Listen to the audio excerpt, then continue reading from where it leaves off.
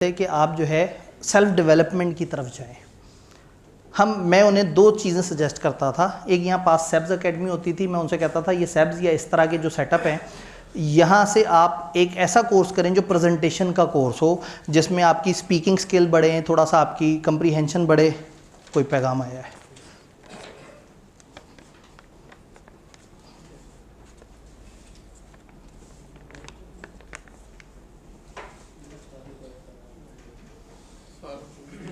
हो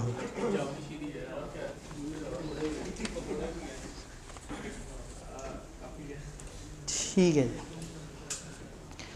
तो मैं तकरीबन साल पहले, 1.5 साल पहले, वीडियोस तो जगह जगह अवेलेबल है, आप सर्च करें तो मैं उन्हें कहता था 2 स्किल्स आपके लिए ज़रूरी हैं। एक प्रेजेंटेशन स्किल जो हमारी डोमेन में नहीं आती थी, हम उन्हें कहते थे सेब्स इस तरह के इदारे जो होते हैं जो आपको इंटरव्यू, ये इस तरह की स्पीकिंग राइटिंग इसको सिखाते हैं। और दूसरा फिर मैं उन्हें कहता था कि आप एक्सेल के ऊपर काम करें। और एक्सेल के ऊपर हम लोग क्या करते थे, एक अच्छा डेवलप किया हुआ हमारे पास कोर्स मौजूद होता था, उसको बड़े सब्सिडाइज अमाउंट में स्टूडेंट से कहते थे कि आप ये एक्सेल के कोर्स को करें। आप फर्म में जाने से पहले आपका एक्सेल पे हाथ साफ होगा। जो लोग फर्म में मौजूद होने पता है कि एक्सेल की काफ़ी ज़्यादा इंपॉर्टेंस है फर्म में। इंटरेस्टिंग बात है कि with the passage of time ICAP ने HOC के नाम से ये दोनों स्किल्स आपके कैफ के अंदर बिल्ट इन कर दी। तो अगर तो ये दोनों आपने किए हुए हैं और सिर्फ पैसे दे के किए हुए हैं तो दोबारा कर लें। ये कोर्सेज करने के 2 तरीके होते हैं। एक तरीका, आप आते हैं कॉलेज को पैसे देते हैं, एक आध दिन उनकी एक्टिविटीज़ होती हैं, फिर आप उनसे पूछते हैं मुझे सर्टिफिकेट कब मिलेगा, वो कहते हैं 3.5-4 महीने बाद आना, दे देंगे सर्टिफिकेट। और एक तरीका वो होता है जिसमें हम जैसे कुछ बेवकूफ़ लोग होते हैं, जो हम कहते हैं हम तो आपको 70 आवर्स पढ़ाएंगे भी, आप पूरा सेशन हमसे नाराज़ भी रहते हैं।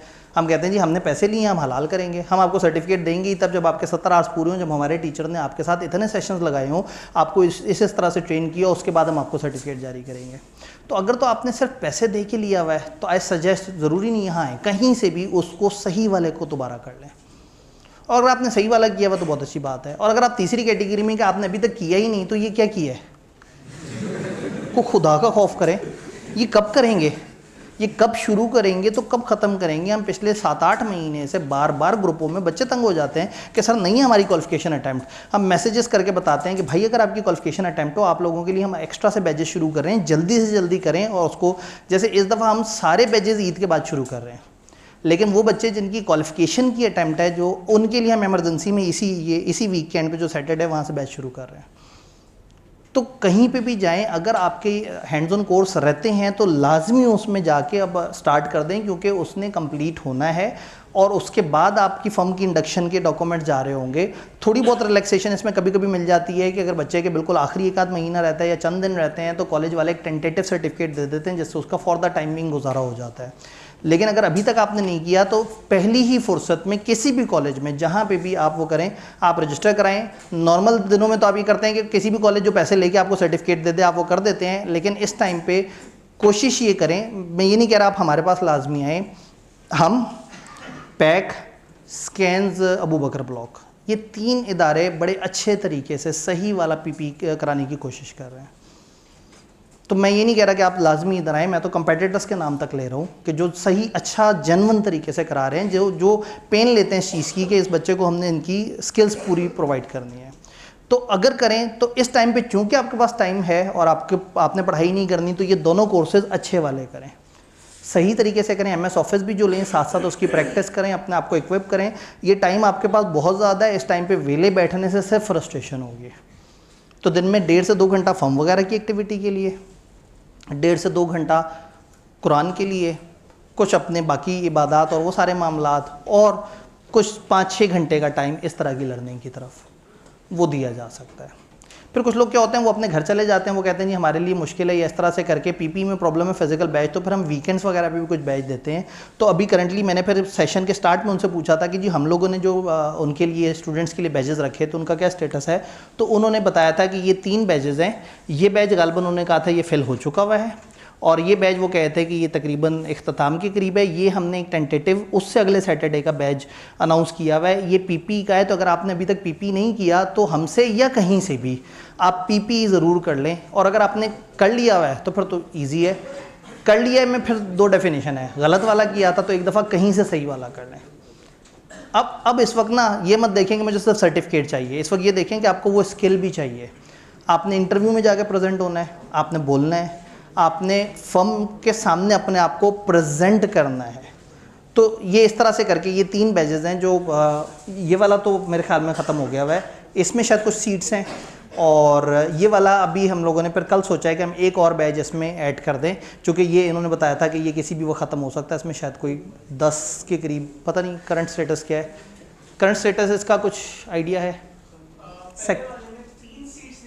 निकल आई हैं बच्चे, ठीक है, सही है। तो ये हमने कल अनाउंस किया है, इसमें 3 और इसमें 10 के करीब सीट्स मौजूद हैं। ये बैचेस वो हैं जो डेडिकेटेडली हमने उन बच्चों के लिए रखे हैं जिनकी क्वालिफिकेशन अटेम्प्ट है। जो रेगुलर पढ़ रहे हैं उनको हम इसमें दाखिला नहीं दे रहे, इसमें हम उन्हीं को दे रहे हैं दाखिला जिनका 16 से शुरू हो जाए। तो ये इसके 3 महीने कंप्लीट होना ज़रूरी है। जिस दिन आपका फर्स्ट डे होता है उस दिन हम ICAP को आपकी इन्फॉर्मेशन फॉरवर्ड करते हैं, वहाँ से 3 महीने का काउंटर शुरू हो जाता है। उस 3 महीने से पहले हम सर्टिफिकेट नहीं दे सकते, हम सिर्फ ये एक्नॉलेजमेंट दे सकते हैं कि ये बच्चा हमारे पास पढ़ रहा है। अब आगे फर्म माने ना माने वो उनकी मर्ज़ी है। तो असूलन तो अभी तक आपको ये कर लेने चाहिए थे, लेकिन नहीं किया। तो अब पहली फुर्सत में हमारे पास ये बैचेज हैं, पैक से भी पता कर लें, स्कैन से भी पता कर लें, या कहीं से भी। अगर आप वो पैसे दे के करने वाला भी कर रहे हैं तो वो तो आपको 2000 में भी कोई करा देगा, 3 भाई जिसने कुछ नहीं कराना वो तो 2-3 हज़ार रुपये लेके भी करा देगा। तो अगर पैसे बचाने हैं तो आप ऐसा कर लें, लेकिन मेरे ख्याल में इस टाइम पर स्किल बचानी ज़रूरी है, पैसे बचाने ज़रूरी नहीं है। यहाँ तक बात समझ आ रही है? ठीक है। वो इससे आगे तो ख़तरनाक वाली शीट होगी। ये कॉलेज वालों ने अपनी फ़ीस की वो दी है, ये इससे जो खामखा की प्रमोशन हो जाती है इसको इग्नोर करते हैं। वो एक्चुअल फ़ीस और डिस्काउंटेड फ़ीस ये इस तरफ चल रही है, लेकिन मैंने इनसे कहा था कि जो सामने स्टूडेंट्स आए हुए हैं जब मैं उनको मोटिवेट कराऊंगा ना, अब इसमें ना एक एथिकल कन्फ्लिक्ट आ जाता है। भला क्या, मैं अगर आपको बुलाऊँ इंडक्शन के लिए और उसके बाद अपने कॉलेज की प्रोडक्ट बेचना शुरू कर दूँ, गलत बात है।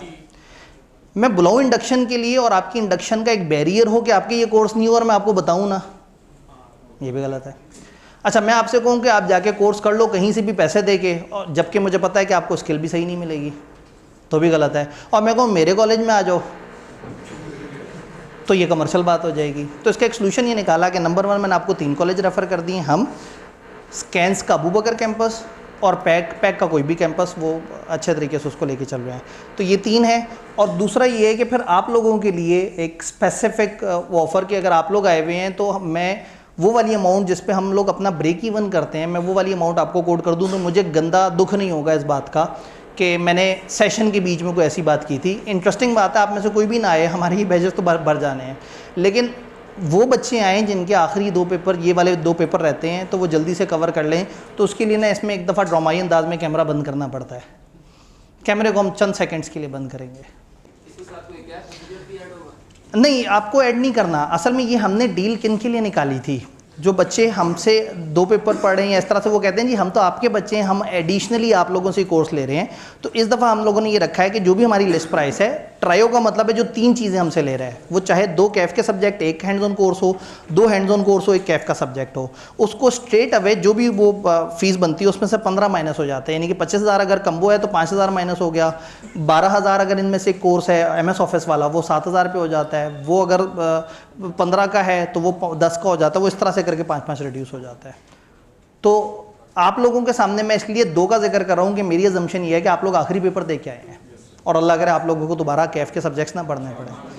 तो 2 सब्जेक्ट पे हम ये चीज़ नहीं दे रहे, लेकिन ये क्वालिफिकेशन वाले बच्चों के लिए है। वो फिर आपसे ये कंफर्मेशन लेगा कि आप क्वालिफिकेशन वाले हैं, तो फिर वो चीज़ मिल जाएगी। अदर देन क्वालिफिकेशन तो आप किसी को भी बता सकते हैं, जो भी 3 सब्जेक्ट उठाएगा तो उसको ट्रायो पैकेज मिलेगा। 3 सब्जेक्ट उठाने वाले अच्छे बच्चों के लिए ये पैकेज है, ठीक है।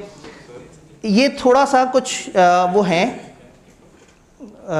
QR कोड दिए हुए हैं आपके पास। अगर मोबाइल में कैमरा काम करता हो, इंटरनेट काम करता हो, सादा कैमरे से हो जाता है, कुछ लोगों का सादा कैमरा कैपेबल नहीं होता, तो वो गूगल लेंस के थ्रू इसको वो कर सकते हैं। और ये इंग्लिश में भी लिख दिया है। अगर आपके पास वो फीचर ना हो तो आप bit.ly/induction group 1 या इसी तरह से इंडक्शन ग्रुप 2, इनमें से कोई एक करके इस ग्रुप को ज्वाइन कर सकते हैं। ये वो ग्रुप है जिसमें आप लोगों की एक कम्युनिटी बनाई जाएगी। कम्युनिटी का क्या मतलब है? मतलब ये है कि फ़र्ज़ करें आपको कहीं पता लगा जी फलाना फर्म में अचानक से इंडक्शन ओपन हुई है, तो आप फ़ौरन से ग्रुप में आके बताएं कि जी उस वाली जगह पे इंडक्शन ओपन हुई है।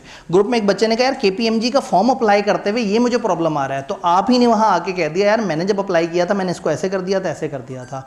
इन ग्रुप्स में क्या करते हैं, हम कुछ सीनियर स्टूडेंट से रिक्वेस्ट करते हैं, वो भी मौजूद होते हैं, इधर से पीछे से आप लोग जाके ज्वाइन कर लेते हैं। तो क्या होता है, अब तो व्हाट्सएप ग्रुप में 1000 तक की कैपेसिटी आराम से होती है, तो ये 2 ग्रुप्स में आराम से हम लोग एट एनी गिवन टाइम बच्चे आते रहते हैं जाते रहते हैं। तो 1500 के आसपास बच्चे इसमें 1.25 से 1,500 के दरमियान रहते हैं।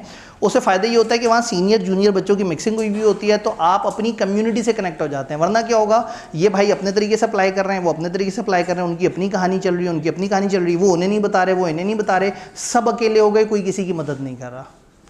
कम्युनिटी बने, ग्रुप में आए, जो आपको फॉर्म मिलनी है वो आपसे कोई नहीं छीन सकता, लेकिन अगर आप किसी और को इन्फॉर्मेशन दे देंगे तो शायद उसकी बरकत से आपकी इंडक्शन हो जाए। ठीक, तो ये 2 ग्रुप्स हैं। इन ग्रुप में जब आप जाएंगे तो इसके अंदर ग्रुप डिस्क्रिप्शन में गूगल ड्राइव का लिंक है। आज मैंने जितनी भी बातें की हैं वो सारे डॉक्यूमेंट, वो सीवी बनाने का, इंटरव्यू से रिलेटेड गाइडेंस है, फर्म्स की लिस्ट है, फर्म्स की QCR नॉन QCR की लिस्ट है, छोटे छोटे से और डॉक्यूमेंट्स हैं जो आपको इसमें हेल्प कर रहे होंगे, सपोर्ट कर रहे होंगे।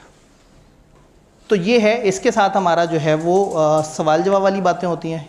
अच्छा ये क्या है, ये ज़रा बड़े करके हैं, ठीक है, ये वही वाले ज़रा ज़्यादा विजिबल करके कि अगर आपका मोबाइल उसको स्कैन ना कर पाया हो तो यहाँ है। और फिर हमारे साथ एक टीचर हैं, वो एक्टिवली काफ़ी ज़्यादा इन्वॉल्व होते हैं, वो CA फाइनल के इस वक्त वाइस प्रिंसिपल भी हैं, सर उसामा।